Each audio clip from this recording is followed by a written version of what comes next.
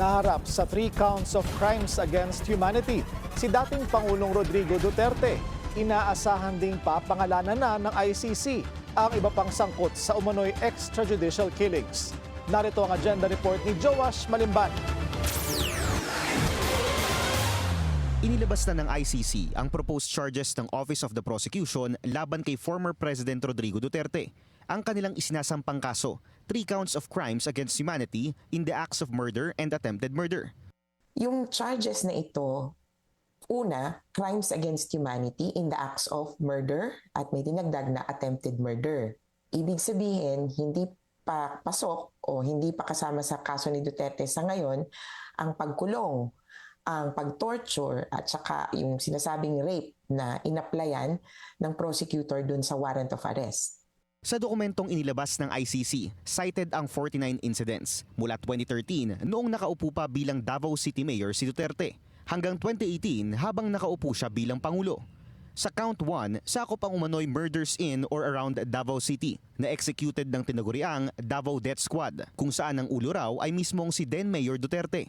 Siya mang insidenteng nakapailalim dito kung saan pumatay umano ang DDS ng 19 alleged drug pushers at mga magnanakaw ng walang sapat na ebidensya. Sa count 2 naman, nakapailalim ang 5 insidente na inexecute umano ng mga miyembro ng National Network kung tawagin ng ICC sa iba't ibang parte ng bansa.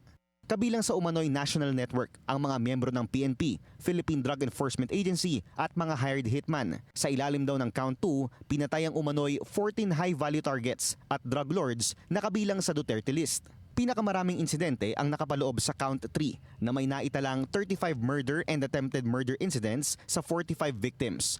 Ang mga pinatay umano rito ay classified as lower-level criminals sa mga isinasagawang barangay clearance operations o Oplan Tukhang sa iba't ibang parte ng Metro and Greater Manila area. Ayon kay ICC Assistant to Counsel Cristina Conti, hindi pa ito ang pinal na bilang ng mga haharaping kaso ni Duterte. Pati ang mga ipadadala umano sa ICC, posible na ring madagdagan matapos ilahad sa dokumento na identified ang ilan sa mga umano'y co-perpetrators ni FPRRD. Na ayon kay Attorney Conti, kasama si former PNP Chief Senator Bato de la Rosa at former Justice Secretary Vitaliano Aguirre. Nung naging presidente na si Duterte, nung siya ay naging simula 2016, nabuo or isinagawa yung national plan. At binabanggit nga dun sa pre-confirmation brief ang naging masusing role ni Bato de la Rosa. At para sa akin, malinaw na inilalatag na si Bato de la Rosa ay co-perpetrator kasama ni Duterte.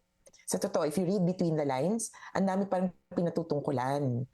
Nabanggit, of course, pero hindi sinabing may kasalanan, nabanggit ang NBI Chief, PIDEA Chief, Secretary of Justice, and certainly, ano pa yung isang binanggit? 4 yun. IAS at saka NAPOLCOM. At ibig sabihin, kabahagi sila ng buong sistema ng kawalang pananagutan. Sa kasalukuyan, ang mga nakalistang biktima pa lamang sa dokumentong inilabas ng ICC ang magiging officially recognized victims, sakaling aprubahan ito ng mga hukom.